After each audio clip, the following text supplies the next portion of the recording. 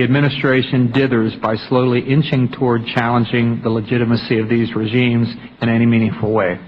This begs the question of how many people have to be tortured or die before the administration is willing to call these regimes what they are, not only illegitimate but depraved.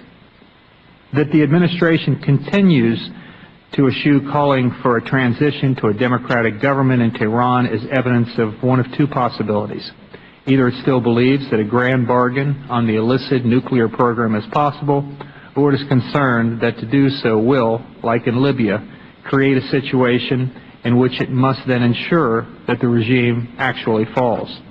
The fine line that the administration is walking by condemning but not seriously challenging puts it in an untenable position, and from the outside appears to be hedging rather than leading. And although the administration may think that to do so puts itself in a strategically advantageous position, it seriously underestimates the impact its actions, or lack thereof, have on actual outcomes. Indeed, the perception that calling for a democratic transition requires U.S. military operations to forcibly depose those in power is an excuse to avoid making a more permanent break with the regimes in Tehran and Damascus. Words, like many things, have a currency, and that currency is action. To highlight human rights abuses and then sanction fewer than a dozen individuals in each country respectively is unacceptable.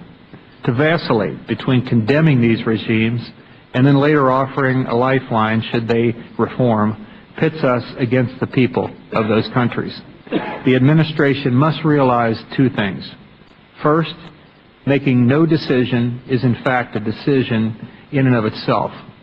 And second, no matter who ultimately prevails, the U.S. can no longer do business with these regimes. They are beyond salvation. And I will now recognize the gentleman from New York, the ranking member, Mr. Ackerman, for 5 minutes to make an opening statement. Thank you, Chairman.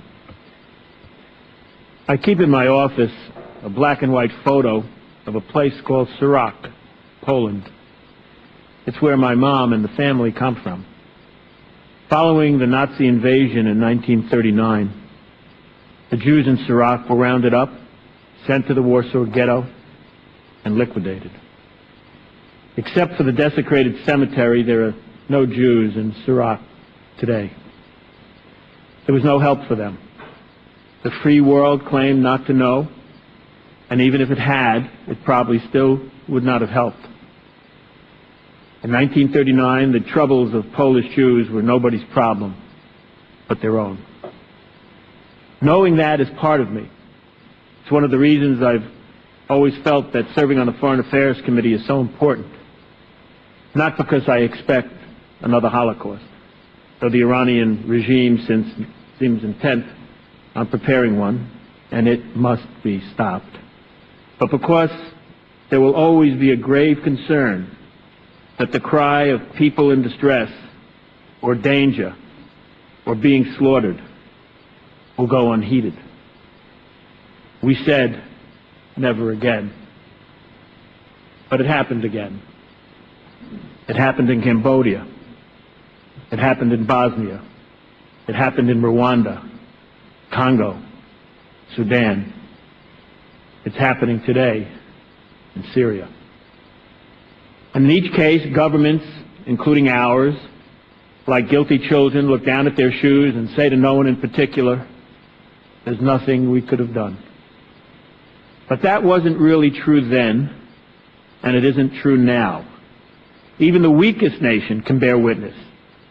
The least powerful country can still report the truth to the world. The most isolated state can, with no authority but its own, impose political and economic sanctions. And we are far from weak or powerless or isolated. But with regard to Syria, we have nonetheless failed to act.